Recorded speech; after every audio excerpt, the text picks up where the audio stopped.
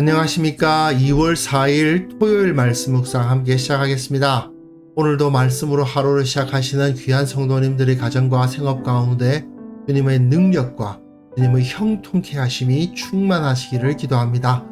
오늘 본문은 룻기 2장 1절에서부터 13절까지 말씀입니다. 보아스가 등장하는데요. 룻이 실천한 헤세드와 보아스가 실천한 헤세드가 어떻게 같고 어떻게 다른지를 확인해 볼 수 있었으면 좋겠습니다. 그럼 먼저 말씀을 보시겠습니다.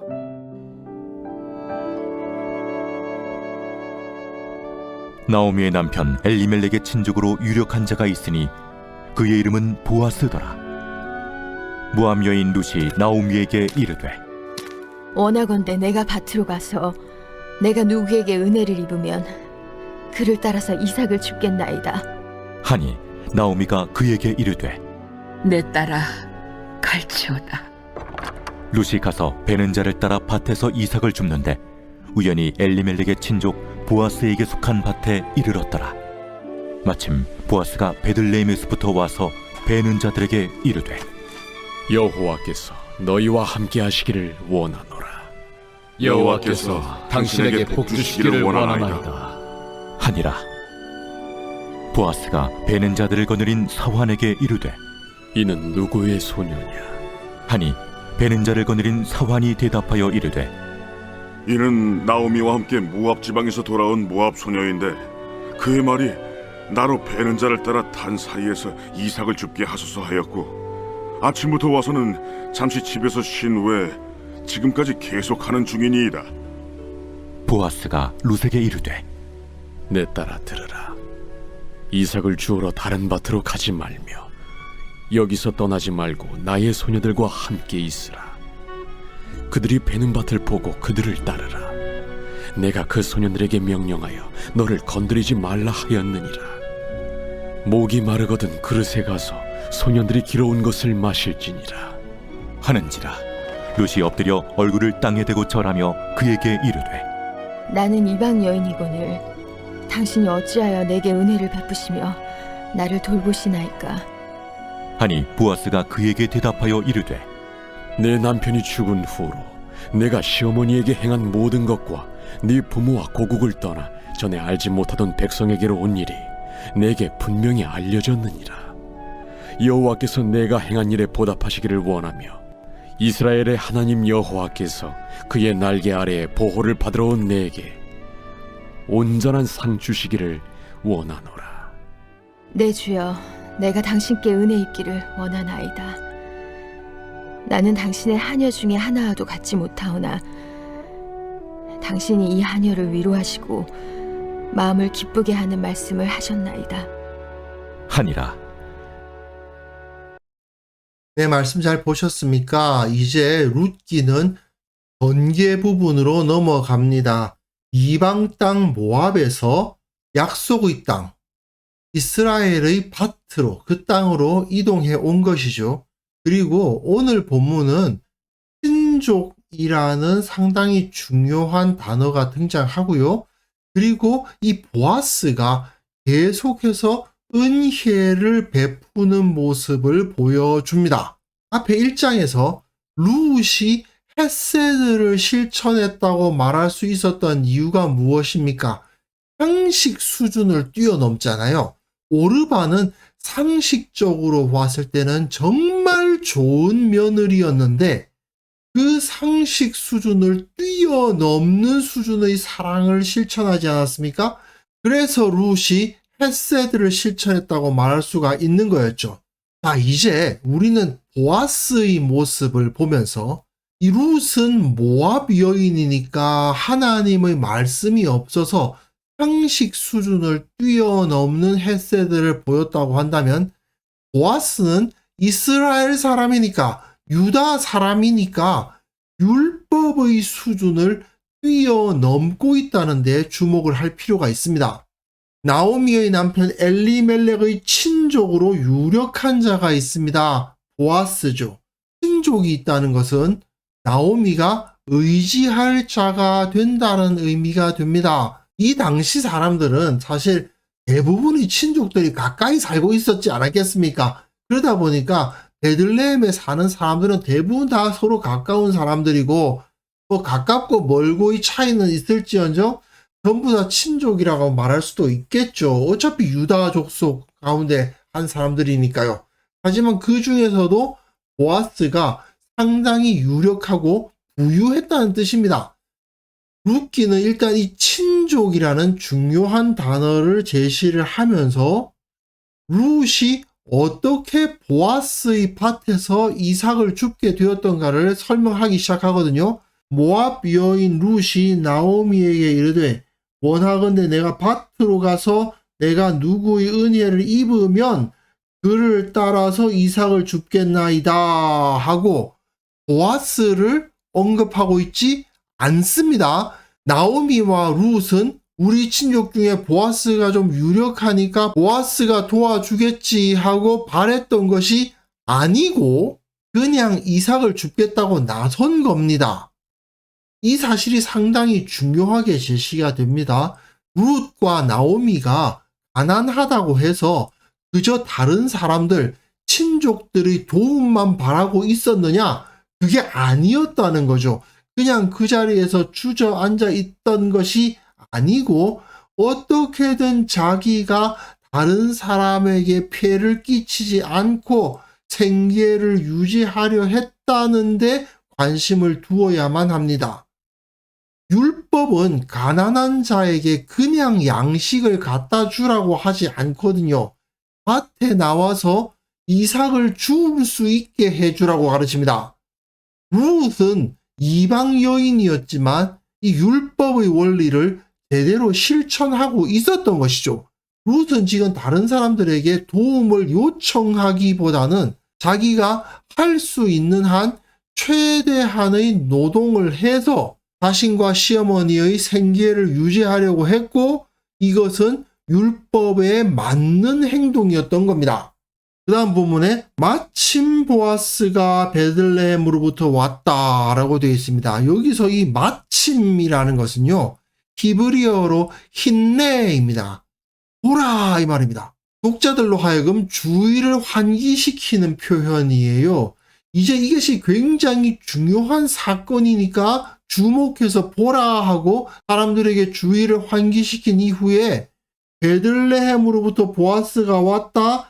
되는 자들에게 여호와께서 너희와 함께 하시기를 원하노라 하고 인사를 하고 또한 그들은 여호와께서 당신에게 복 주시기를 원하나이다 라는 인사를 하더라. 이들의 모습을 보면 하나님의 은혜 가운데 있었다. 하나님을 진실하게 섬기는 사람이었고 또한 그 집안 사람들도 마찬가지였다라는 것을 보여주죠. 근데 거기서 보아스가 베는 자들을 거느린 사환에게 이르되 이는 누구의 소녀냐? 누구의 소녀냐라는 말은 누구에게 속한 여인이냐는 말인데 여기서 소녀라는 단어를 쓰고 있는 것을 보면 룻은 적어도 20대 이전입니다. 20대였을 수도 있고 어쩌면 10대에서 갓 20대로 넘어가고 있는 정도의 나이일 수도 있어요. 굉장히 어리고 젊음에도 불구하고 자기 시어머니를 봉양하겠다고 따라 나선 거죠. 이는 누구의 소녀냐라는 질문은 어느 집안 사람이냐는 질문인데 이 베는 자를 거느린 사환이 이는 나오미와 함께 모압 지방에서 돌아온 모압 소녀인데 그의 말이 나로 베는 자를 따라 단사에서 이삭을 줍게 하소서 하였고 아침부터 와서는 잠시 집에서 쉰 외에 지금까지 계속 일을 하고 있습니다. 사환이 지금 룻을 굉장히 기특하게 여기고 있다는 것을 알게 되죠. 뭐 처녀라고 해도 될 정도로 이 젊은 여인이 자기 시어머니를 봉양하려고 자기하고 몇 년 같이 살지도 못했던 그 죽은 남편을 위해서 시어머니를 섬기겠다는 마음으로 여기까지 와서 그렇게 열심히 일하고 있습니다 라고 말하고 있는 겁니다. 결국은 이 사환이 룻의 헤세드를 보았고 룻의 헤세드를 칭송하고 있다라는 것을 알 수가 있어요.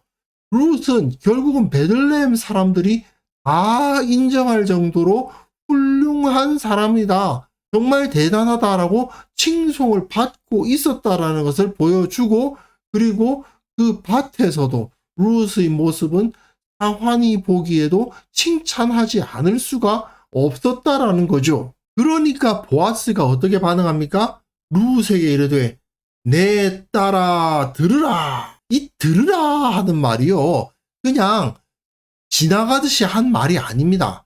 사실 이 부분을 직역하면 듣지 못했느냐 이렇게 되거든요. 아니 무슨 소리야 싶지만 사실은 여기에 주의 깊게 들어라 그 말입니다. 내 말 똑똑히 잘 들어 그런 말입니다. 굉장히 루스에게 진지하게 내가 지금부터 하는 말을 잘 듣고 이대로 행동을 하면 된다라고 가르치는 거죠. 첫째로 이삭을 주우러 다른 밭으로 가지 말며 여기서 떠나지 말고 나의 소녀들과 함께 있으라. 룻은 지금 어느 밭에 와서 떨어진 이삭을 줍는 사람입니다.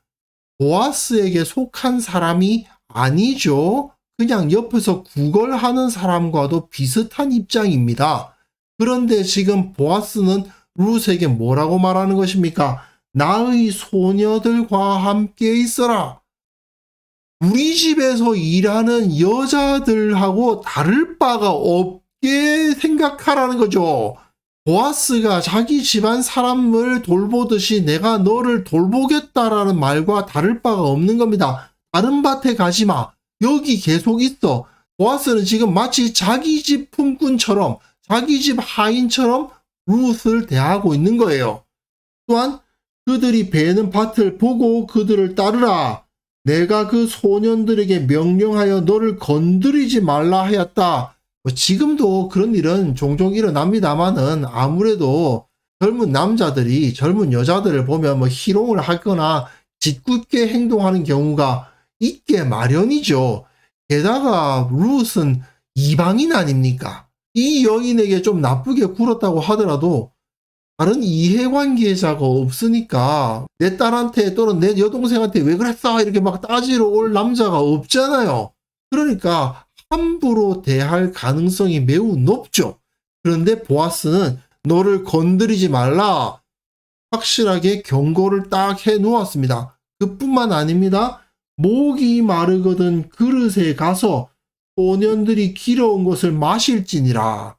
이 지역은 물이 흔한 동네는 아닙니다. 그러니까 마실 물을 길어와야 되는 거죠. 어디 가나 마실 물이 있는 상황은 아니라는 거예요. 그런데 물은 상당히 무겁습니다.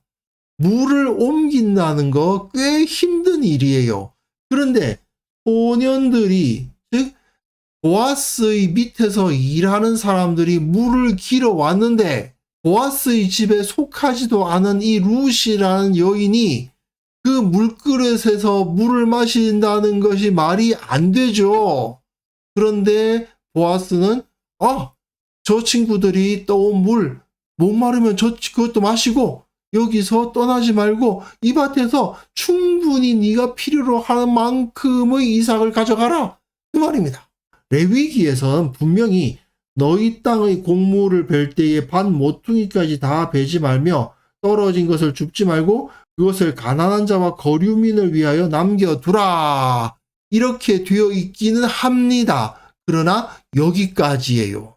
거기서 그 사람들에게 충분한 곡식을 얻을 수 있도록 보장하라든지 또는 안전을 보장하라든지 물을 마시게 해줄 정도로 편의를 보장하라든지 이런 말은 없어요.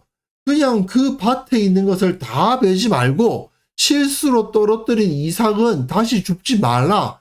그걸 통해서 가난한 자들이 먹을 수 있도록 해줘라. 거기까지입니다. 그런데 보아스는 어떻게 합니까? 이 율법의 규정하고 있는 것보다 훨씬 더 큰 호의를 베풀고 있죠. 왜요? 룻이 헤세드를 실천했다고 인정했기 때문이었던 겁니다. 그러니까 보아스도 룻에게 헤세드를 실천하고 있는 거예요. 룻이 엎드려 얼굴을 땅에 대고 절하며 그에게 이르되 나는 이방 여인이거늘 당신이 어찌하여 내게 은혜를 베푸시며 나를 돌보시나이까? 보아스가 뭐라고 대답합니까? 네 남편이 죽은 후로 네가 시어머니에게 행한 모든 것과 네 부모와 고국을 떠나 전에 알지 못하던 백성에게로 온 일이 내게 분명히 알려졌느니라. 룻, 네가 네 시어머니에게 행한 그 헤세드가 나에게도 알려졌다. 여호와께서 내가 행한 일에 보답하시기를 원하며 이스라엘의 하나님 여호와께서 그의 날개 아래에 보호를 받으러 온 내게 온전한 상 주시기를 원하노라. 네가 더 이상 모압 여인이 아니라 이 이스라엘 유다 땅에서도 이 땅에 그대로 뿌리를 받고 다른 여인들과 다른 차별을 받지 않는 그러한 삶을 살 수 있기를 바란다라고 축복을 하고 있는 겁니다. 분명 룻이 보기에는 자기는 보아스의 하녀 중 하나와도 같지 못한 수준입니다. 그 하녀들이 자기보다 나아요. 당신이 이 하녀를 위로하시고 마음을 기쁘게 하시는 말씀을 하셨나이다 라고 감사를 표현하고 있죠.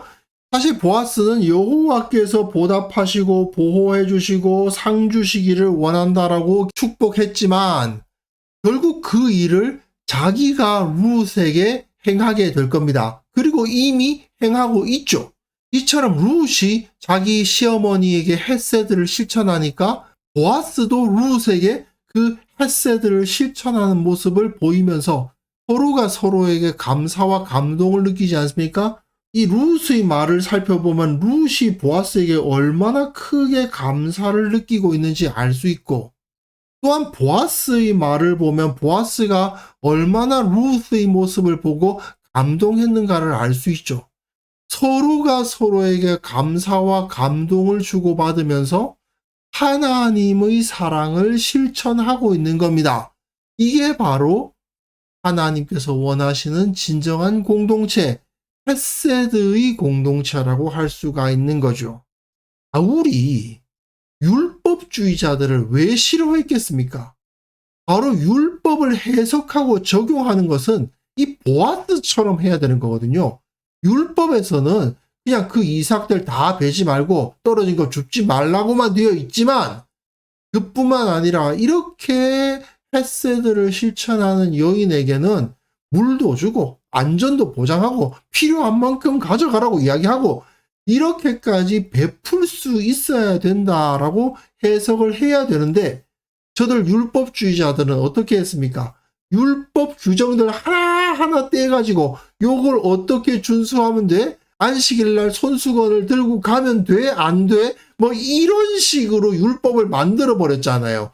그래 놓고는 이방인들에게 그런 식으로 율법을 지키라고까지 하니 우리 얼마나 율법주의자들을 싫어할 만합니까? 비난하지 않을 수가 없죠. 진정 하나님의 말씀은 보아스가 지금 행동하는 것처럼 해석하고 적용해야 되는 겁니다. 우리 삶 속에서 역동적으로 움직이는 것이 하나님의 말씀이고 그렇게 실천하고 적용하는 것이 진정 하나님께 순종하는 것이며 헤세드를 실천하는 것이라고 할 수 있죠. 하나님께서 무엇을 기뻐하시는지 진정 선한 삶이란 어떤 것인지를 우리가 알아야만 되겠습니다. 진정 말씀에 순종하는 것이 무엇인지 알고 그 율법에 딱 맞게 그대로 이렇게 하라고 하셨으니까 여기까지 해야지가 아니라 그것을 뛰어넘는 사랑을 실천하고 많은 사람들에게 은혜를 베풀 수 있는 그런 삶을 살 수 있어야 되지 않겠습니까? 그래서 이 시간 함께 기도하실 때에 우리가 이 말씀의 의미를 온전히 이해하게 하시고 그 말씀의 진리로 충만함으로 말미암아 하나님께서 원하시는 바 진정한 은혜로운 이상적인 삶을 살아가게 하옵소서. 함께 기도하는 시간을 가졌으면 합니다.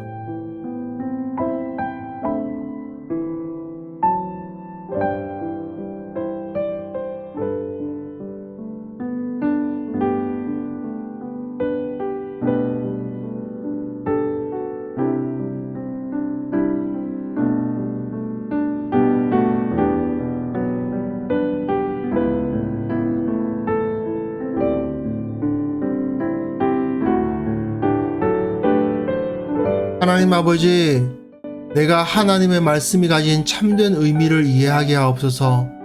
그 말씀의 온전한 모습으로 충성하는 자가 되게 하여 주옵소서. 주님께서 진정으로 원하시는 바가 무엇인지 온전히 알아갈 수 있도록 도와주시기를 원하고, 그 말씀에 순종하는 자가 되도록 주께서 은혜 베풀어 주시기를 원하고 바랍니다. 우리 교회가 이 말씀의 진리로 충만하게 하옵소서. 말씀이 보여주는 가장 이상적인 공동체의 모습을 우리가 실천할 수 있도록 도와주시고, 참으로 그 모습을 향하여서 계속해서 성장해 갈 수 있도록 은혜 베풀어 주시기를 원하고 바랍니다.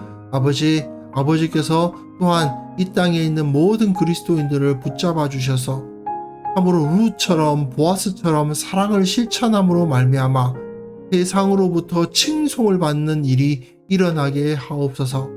참으로 모든 사람들이 교회를 칭찬하지 않을 수가 없고, 그 모습을 통해서 세상이 변화되지 않을 수가 없는 그런 역사가 우리를 통해 일어날 수 있기를 원합니다. 아버지, 또한 내일 거룩한 예배로 주님 앞에 모이기를 원합니다. 주님께서 우리의 기도에 응답하여 주셔서 우리의 모든 예배가 성령과 진리로 드려지는 것이 되게 하여 주시고, 이를 통해서 주님의 능력을 받게 하시며 그 예배에 참여한 모든 사람들이 하나님을 만나고 변화되는 역사를 경험하게 하여 주옵소서. 오늘 하루 주님께서 우리와 함께 하여 주실 것을 믿습니다. 감사하고 기뻐하고 사랑을 베푸는 그러한 하루를 우리가 살아가게 하옵소서. 예수님의 이름으로 기도합니다. 아멘.